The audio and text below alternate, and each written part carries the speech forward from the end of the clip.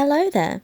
So, as you can tell from the title, I did the 30-day drawing challenge, which definitely was a challenge for me. From motivation, knowing what to draw every day, having the push and pull of whether to continue or not, but ultimately I managed to push through with a couple of breaks here and there, and I wanted to share my journey, why I decided to do it, and how it went week by week.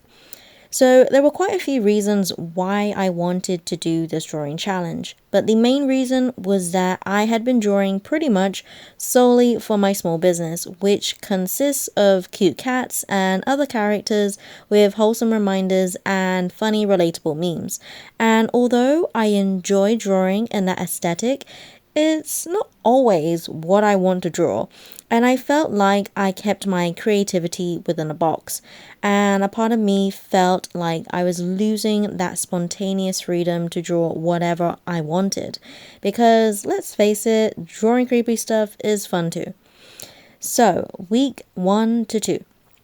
So, I had this idea that throughout the drawing challenge, I would do physical drawings on a sticky note because I primarily like drawing simply with a black pen.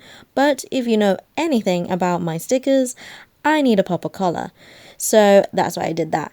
The first drawing was a flower because whenever you are in doubt, draw a flower because they are so forgiving, and no matter how terribly you draw it, you can still tell what it is.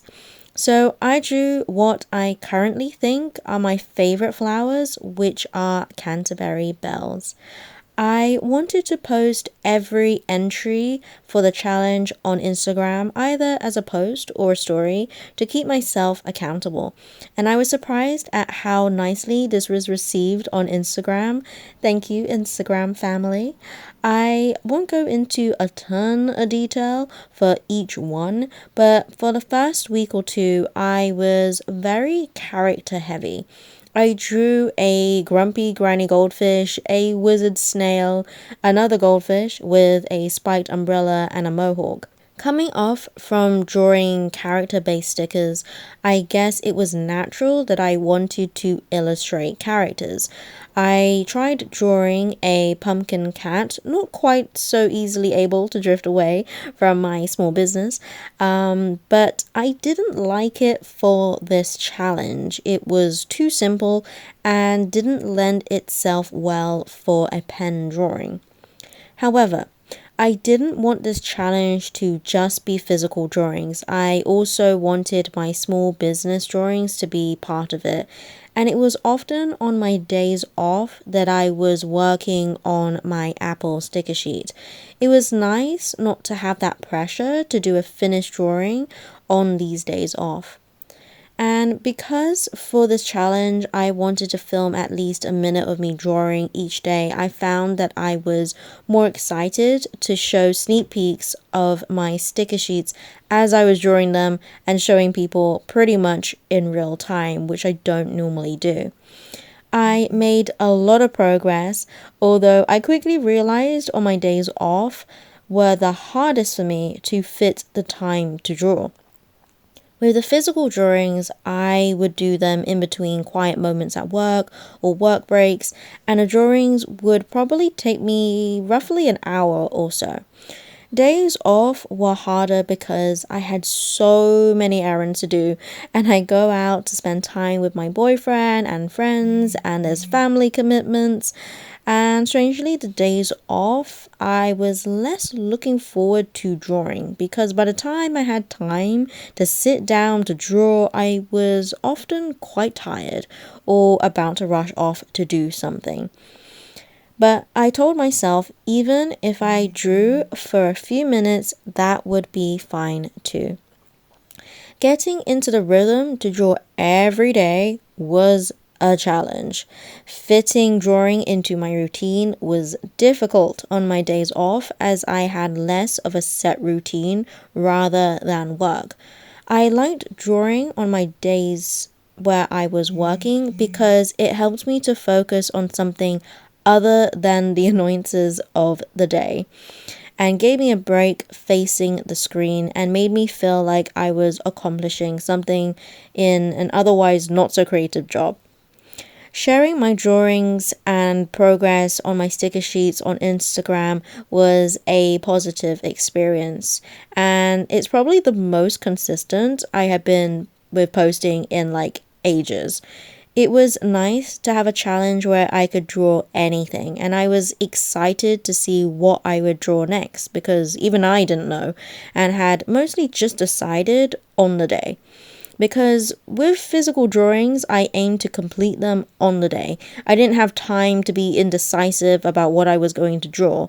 I didn't overthink, but just drew literally the first thing that popped into my head, and that was liberating in a sense. Drawing for my small business was a different kind of experience because I couldn't just add whatever I wanted per se. If I didn't think people would get it or find it cute or funny, I don't tend to draw it anymore. I have my hybrid octopus stickers, which I personally really like and think are more unique, but I can see why they don't sell as well. So there tends to be less creativity and more overthinking when drawing for my shop. In this challenge, I suppose I had the best of both worlds. With my sticker sheets, I truly enjoyed knowing what the theme of the sticker sheet was and building on the personality of my original characters. It was something that grounded me in my creativity. Doing drawings digitally where I could easily change things and didn't have to worry about ruining anything or needing to complete a drawing was a different kind of liberating. Week 3 was probably my favorite week when it came to doing physical drawings because you can probably tell that I became a lot more loose with my drawings and I wanted to do more study-based drawings and decided to do animals.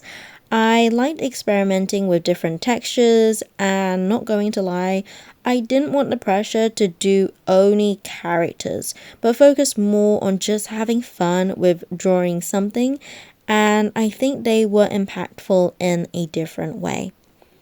Week 4 was more focused on drawing sticker sheets and my single sticker designs because you can't keep me away from drawing cats for too long. They are so fun to draw. Funnily, it seemed like I got what I needed from the drawing challenge, but ultimately, drawing for my small business gave me the most satisfaction and fulfillment. It gave me direction, and I loved seeing that progress develop. Purposefully, I had a few breaks in this challenge because although there were many times that I didn't feel like drawing and ended up doing it anyway and getting really into it, I think it's also a wise thing to know your boundaries and know when it's a rest day to watch a movie and cut stickers instead. Initially, I wanted the last week to be filled with physical drawings, but ultimately, I loved my cat designs and was excited about my sticker sheets.